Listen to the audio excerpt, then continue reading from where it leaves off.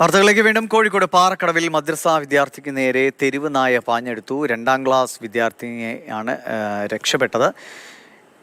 ഇംതിയാസ് കരീം വിവരങ്ങളുമായിട്ട്. ദൃശ്യങ്ങളിതാണ്.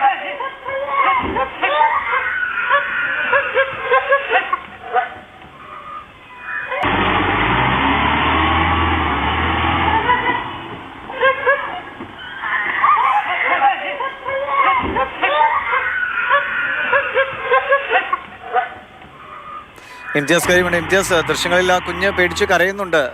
എന്തെങ്കിലും പരിക്ക് പറ്റിയോ കുഞ്ഞിന്? ദിവിഷ് മണി, ഇന്ന് രാവിലെ 8:45 കൂടിയാണ് കോഴിക്കോട് നാഥാപുരം പാറക്കടവിലുള്ള ഒരു സ്ഥലത്ത് വെച്ച് ഇങ്ങനെ ഒരു തെരുവു നായ 2ാം ക്ലാസ് വിദ്യാർത്ഥിനിക്ക് നേരെ പാഞ്ഞെടുക്കുന്ന ഒരു സംഭവം ഉണ്ടാവുന്നത്. 2ാം ക്ലാസ് വിദ്യാർത്ഥിനിയായിട്ടുള്ള അബ്ദിയ ബത്തൂൽ എന്ന വിദ്യാർത്ഥിനിക്ക് നേരെയാണ് തെരുവു നായ പാഞ്ഞെടുക്കുന്ന ഒരു സാഹചര്യം ഉണ്ടായത്.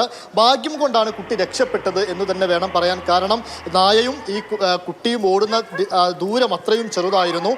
അപ്പോൾ തന്നെ തൊട്ടപ്പുറത്ത് നിന്ന് അവിടെ ഉണ്ടായിരുന്ന ഇസ്ന എന്നൊരു സ്ത്രീ അങ്ങോട്ടേക്ക് ഓടിയെത്തുകയും ആ കുട്ടിയെ പിടിച്ചു മാറ്റുകയും ചെയ്തു. അതുകൊണ്ട് തന്നെ നായ മറുഭാഗത്തൂടെ ഓടിപ്പോവുകയുമായിരുന്നു. നമുക്ക് ആ ദൃശ്യങ്ങളിൽ നിന്ന് വ്യക്തമാവുന്ന ഒരു കാര്യം നമ്മൾ കണ്ടത്, ആ ഒരു വാൻ വരുന്നതായിട്ട് നമുക്കതിൽ കാണാം. ഈ വാനും വരുന്നുണ്ട്. ഈ വാനിൻ്റെ തൊട്ടപ്പുറത്തെ ഭാഗത്തോടു കൂടിയാണ് കുട്ടി ഓടി വരുന്നത്.